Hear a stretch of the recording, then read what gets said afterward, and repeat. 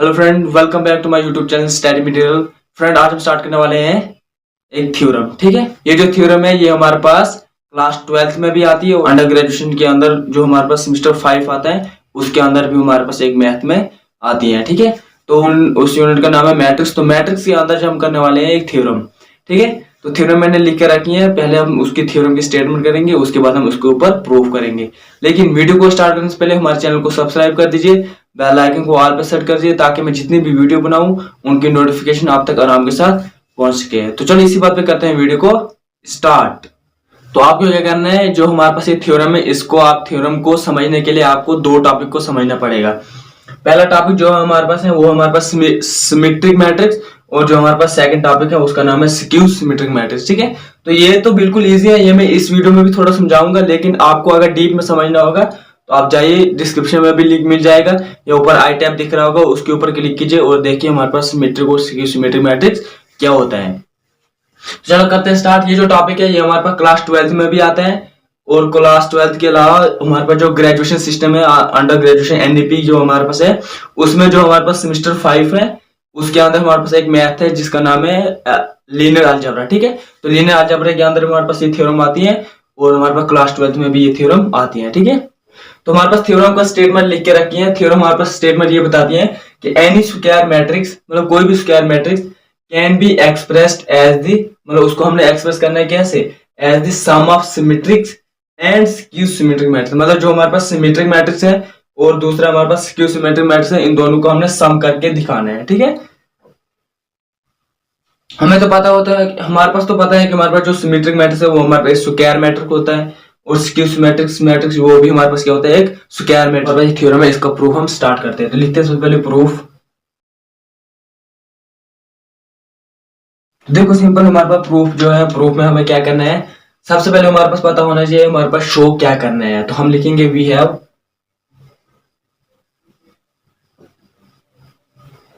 क्या हमारे पास पता होता है सिमेट्रिक मैट्रिक्स क्या होता है और स्क्यू सिमेट्रिक मैट्रिक्स क्या होता है। बस सिमेट्रिक जो होता है वो हमारे पास कैसे होता है, अगर पी मानते हैं पी डैश हमारे पास किसके बराबर आना चाहिए, पी के बराबर, और हमारे पास क्यू डैश किसके बराबर आना चाहिए, माइनस क्यू के बराबर। ठीक है, ये आना चाहिए हमारे पास। तो हम बोल सकते हैं हमारे पास सिमेट्रिक मैट्रिक्स और स्क्यू सिमेट्रिक मैट्रिक्स होता है।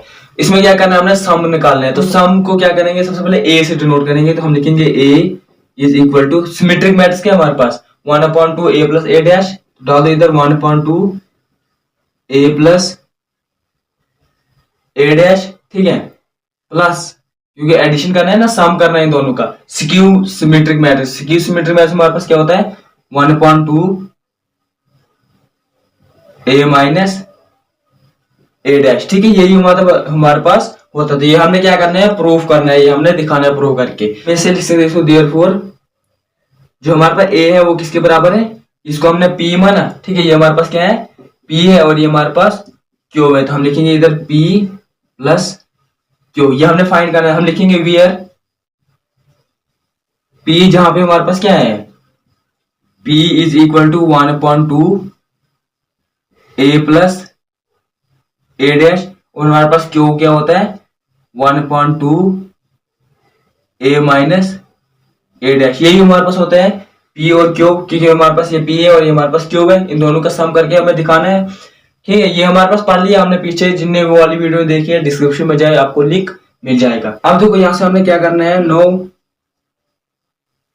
सिंबल हमारे पास क्या आना चाहिए, पी डैश पी के बराबर आना चाहिए। तो पी डैश हमारे पास क्या होता है, पी हमारे पास ये होता है simple p is equal to 1/2 a plus a dash. अब अगर पी डैश निकालेंगे तो हमारे पास क्या आ जाएगा, p dash is equal to, तो डाल दे जाओ यहाँ पे पी की वैल्यू हमारे पास क्या है 1/2 ए प्लस ए डैश के ऊपर होल डैश। ठीक है, इसके ऊपर हमारे पास क्या है, होल डैश, यही आएगा ना।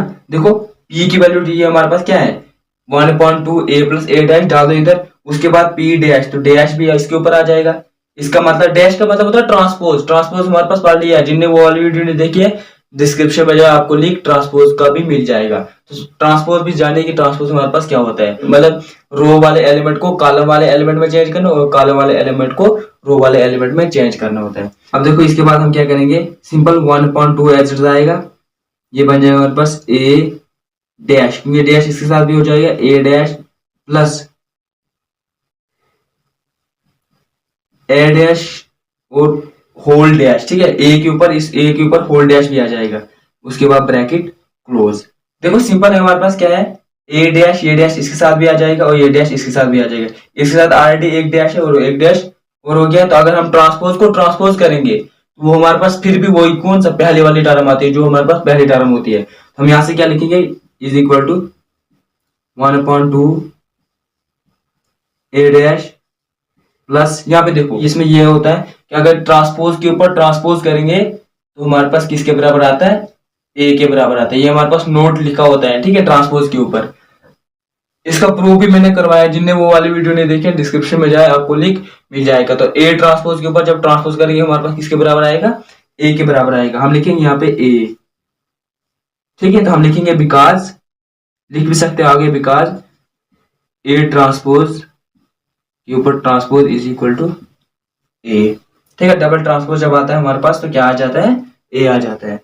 अब देखो यहां से क्या करना है, इज इक्वल टू, ये बन जाएगा हमारे पास 1/2। अब ये भी एडिशन में, ये भी एडिशन में पीछे आगे कर सकते हैं हम, ये बन जाएगा ए प्लस ए डैश, ऐसे लिख सकते हैं हम। अब देखो हमारे पास यहाँ पे सिंबल है कि 1/2 ए प्लस ए डैश किसके बराबर है, ये देखो 1/2 ए प्लस ए डैश किसके बराबर है, पी के बराबर। तो हमारे पास क्या आ जाएगा, यहाँ पे सिंपल आ जाएगा इज इक्वल टू पी। तो हमें ये चाहिए, क्या चाहिए था हमारे पास, देयरफॉर क्या चाहिए हमारे पास यहाँ पे, p dash is equal to p के बराबर आया यहाँ पे, ठीक है। अब देखो यहाँ से हमारे पास सिंपल है, पी डैश किसके बराबर आया, पी के बराबर आया। हम लिखेंगे देयरफॉर जो हमारे पास पी है वो क्या हमारे पास symmetric, P is symmetric matrix, ठीक है। यहाँ पे पी हमारे पास क्या है, सिमेट्रिक मैट्रिक्स है। सिंपल है, हमारे पास पी क्या निकला यहाँ पे, सिमेट्रिक मैट्रिक्स। जो मैट्रिक्स, सिमेट्रिक मैट्रिक्स की डेफिनेशन हमारे पास यही होती है कि हमारे पास पी का ट्रांसपोज किसके बराबर आना चाहिए, पी का, या पी का वैल्यू किसके बराबर आना चाहिए, पी ट्रांसपोज के बराबर आना चाहिए। ये निकल गया हमारे पास सिमेट्रिक। अब इस तरह से हमने क्या निकालना है, स्क्यू सिमेट्रिक। चलो निकालते हैं अगेन, क्योंकि हमारे पास फिर से दोबारा वही आएगा अगेन। अब हमने क्या निकालना है, स्क्यू सिमेट्रिक्स। हम लिखेंगे टू शो स्क्यू सिमेट्रिक्स, या दैट इज, वो क्या होता है हमारे पास स्क्यू सिमेट्रिक्स, हमारे पास सिंपल होता है q dash is equal to minus q. ये हमने शो करना है, ठीक है, ये हमने प्रूफ करना है। अब देखो इसको प्रूफ करने के हमारे पास सिंपल तरीका है, क्यू की वैल्यू हमारे पास आर डी पता है, ठीक है। अब सीधा वैल्यू डालते जाओ और कुछ नहीं, लिखो इंप्लाइज दैट, यहां से क्यू डैश निकालेंगे, ठीक है। तो क्यू डैश क्या निकलेगा हमारे पास, डालो पहले क्यू की value 1/2 a minus a dash, डाल दो इधर 1/2 ए माइनस ए डैश, यहाँ पे इसका अगर ट्रांसपोज है तो ये भी क्या बन जाएगा, ट्रांसपोज, होल ट्रांसपोज बन जाएगा। अब यहां से हमारे पास क्या बन जाएगा, ए ट्रांसपोज इसके साथ आ जाएगा माइनस ए ट्रांसपोज के ऊपर ट्रांसपोज, ठीक है, डबल ट्रांसपोज आ जाएगा। ये बन जाएगा हमारे पास A transpose whole power transpose तो ब्रैकेट क्लोज, क्योंकि ये ट्रांसपोज अंदर इनके साथ डिवाइड हो जाएगा, मतलब अंदर इसके साथ डाल देंगे हम, ठीक है। तो यहाँ से फिर वही बना is equal to 1/2 a transpose minus a transpose के ऊपर ट्रांसपोज, मतलब ए ट्रांसपोज डबल ट्रांसपोज किसके बराबर होता है, ए के बराबर। ये बन जाएगा हमारे पास ए। हम यहाँ पे लिख सकते हैं because A transpose whole transpose is equal to A, या बिकॉज लिख सकते हो आगे रीजन, ठीक है। अब इज इक्वल टू ये बन जाएगा हमारे पास क्यू डैश, इसको ऐसे लिखेंगे 1/2 ए डैश माइनस ए। अब देखो इज इक्वल टू 1/2, ये देखो जब भी हमें क्या आना चाहिए, ए माइनस ए डैश, जब इसके साथ भी माइनस लगाए, ये आर डी माइनस है, ये बन जाएगा प्लस में और ये माइनस में, इसको पीछे ले जाएंगे तो माइनस कॉमन निकल जाएगा। जब माइनस बाहर निकल जाएगा हमारे पास क्या बन जाएगा, यहाँ से हमारे पास बन जाएगा -1/2, ये प्लस में बन जाएगा ए और ये माइनस ए डैश, क्योंकि हमने क्या किया, माइनस अंदर मल्टीप्लाई भी किया है, ठीक है। जब अंदर माइनस मल्टीप्लाई करेंगे तो ये जो माइनस है ये प्लस में हो जाएगा और ये हमारे पास माइनस में बन जाएगा। वही किया हमने -1/2 ए माइनस ए डैश। अब देखो हमारे पास क्या बन जाएगा, यहाँ पे q dash is equal to -1/2 a minus a dash. 1/2 a minus a dash किसके बराबर है, क्यू के बराबर, तो साथ में माइनस है, माइनस क्यू। यही हमने फाइंड करना, हमने फाइंड क्या करना था, q dash is equal to minus q, वो हमने फाइंड कर लिया। तो हम बोल सकते हैं देयरफॉर क्यू इज स्क्यू सिमेट्रिक्स, क्योंकि हमारे पास स्क्यू सिमेट्रिक्स भी निकल गया और सिमेट्रिक्स भी निकल गया, और कि हमारे पास स्क्यू सिमेट्रिक्स भी निकल गया और स्क्यू सिमेट्रिक्स भी निकल गया। जब स्क्यू सिमेट्रिक्स भी निकल गया, जब सिमेट्रिक्स भी निकल गया, स्क्यू सिमेट्रिक्स भी निकल गया, हमारे पास ए क्या एक्सिस के बराबर है, इन दोनों का समेशन आ गया। हम लिखेंगे A is equal to P plus Q.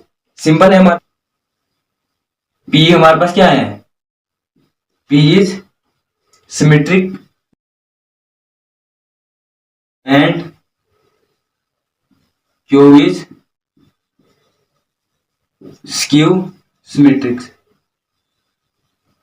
ठीक है, तो हम इक्वेशन नंबर फर्स्ट दे लेते हैं। ठीक है, अब हमने क्या करना है, अब हमने ये जो थ्योरम है इसमें हमने अब यूनिकनेस दिखाना है। तो मतलब हमारे पास जो ये p प्लस क्यू है, इसकी जगह हम दूसरा नाम लेते हैं, तो क्या वो भी इसी के बराबर आता है या नहीं आता है, वो हमने अब दिखाना है। तो उसको हम बोलते हैं यूनिकनेस। ठीक है, मतलब हमारे पास यहाँ पे एक ये है और इसके मतलब इसको चेंज करना है, और हमने p की जगह कुछ और लेंगे और क्यू की जगह कुछ और वैल्यू लेंगे, तो वो हमने इसको शो करना है। तो चलो करते हैं शो। अब हमने क्या करना है, उनको यूनिक दिखाना है कि मतलब ये एक ही है, इसके अलावा और कुछ नहीं आ सकता है। मतलब जो हमारे पास ए पी प्लस क्यू आएगा, इसके अलावा कोई भी वैल्यू लाओ हमारे पास दूसरी वैल्यू नहीं आएगी। तो हम लिखेंगे यहाँ पे कि हमारे पास जो फर्स्ट इक्वेशन है उसको हम, जो हमने फर्स्ट को रिप्रेजेंट किया उसको हम यूनिकनेस दिखाएंगे। हम लिखेंगे no we will show, we will prove that, no we will prove that representation first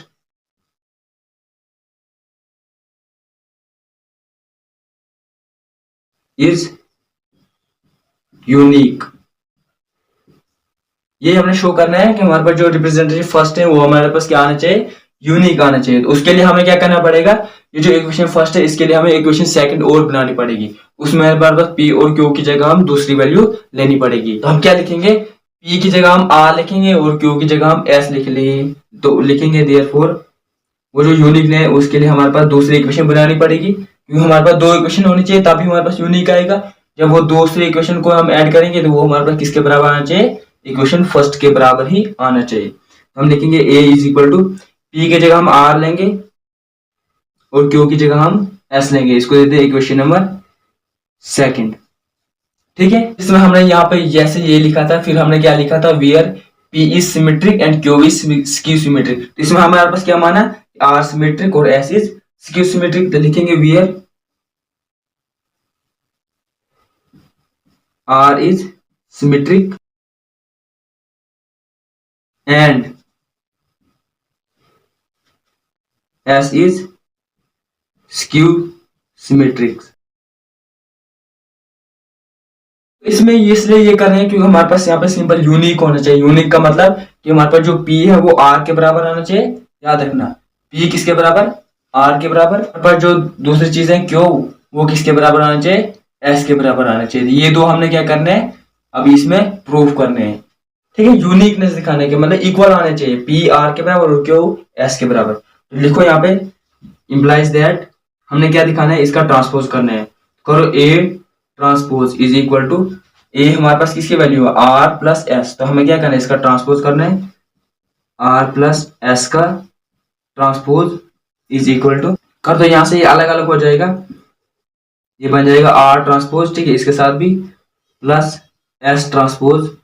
ठीक है, तो हम यहाँ पे सिंपल लिखेंगे, हमारे पास जो जैसे पी डैश किसके बराबर आया था, पी के बराबर आया था, हमने दिखाया अभी ऊपर पीछे।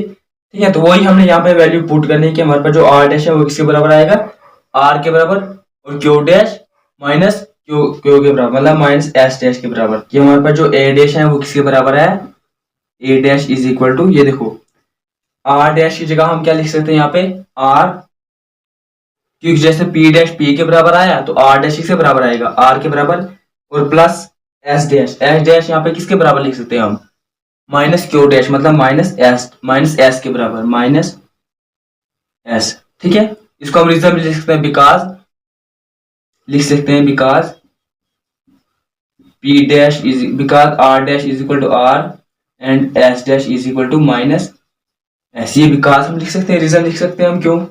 इसके बाद हमने क्या करना है, इसको देना है हमने इक्वेशन नंबर 3 दे दो इसको। क्यों? क्योंकि हमारे पास क्या आना चाहिए, R और P इक्वल आना चाहिए। तो लिखो equation second and equation third we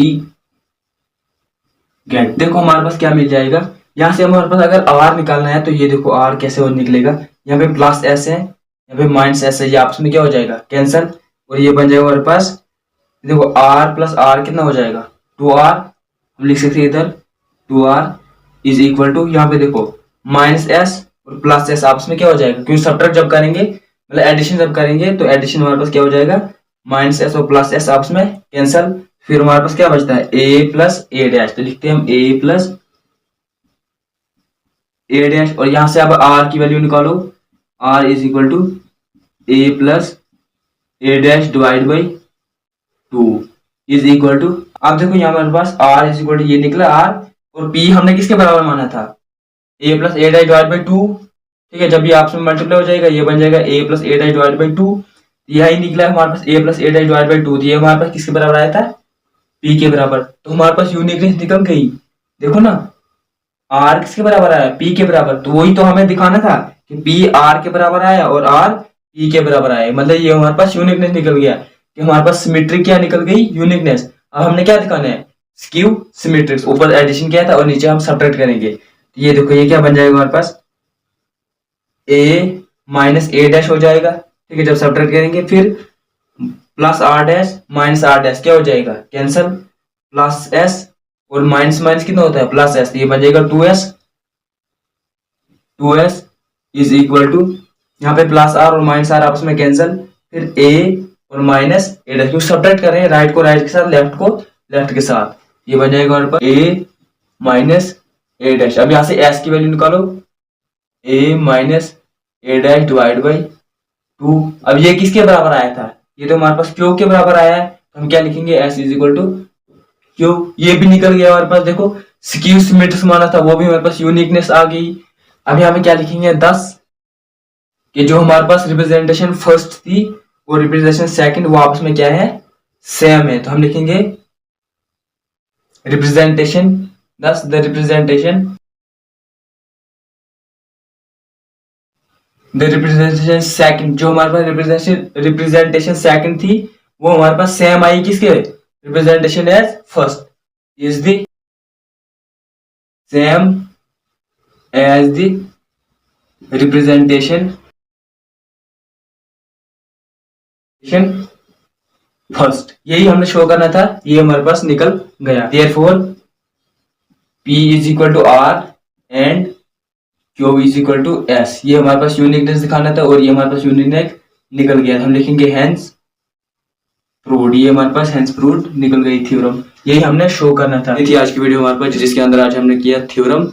ये हमारे पास क्लास 12th में भी बहुत इंपॉर्टेंट है, और अंडर ग्रेजुएशन एनईपी कोर्स जो है उसके अंदर जब आप सेमेस्टर 5th में पहुंचोगे तो तब भी हमारे पास इसका यूज वहां पे भी होता है। मिलते हैं दूसरे वीडियो में दूसरे टॉपिक के साथ, तब तक के लिए बाय बाय टाटा।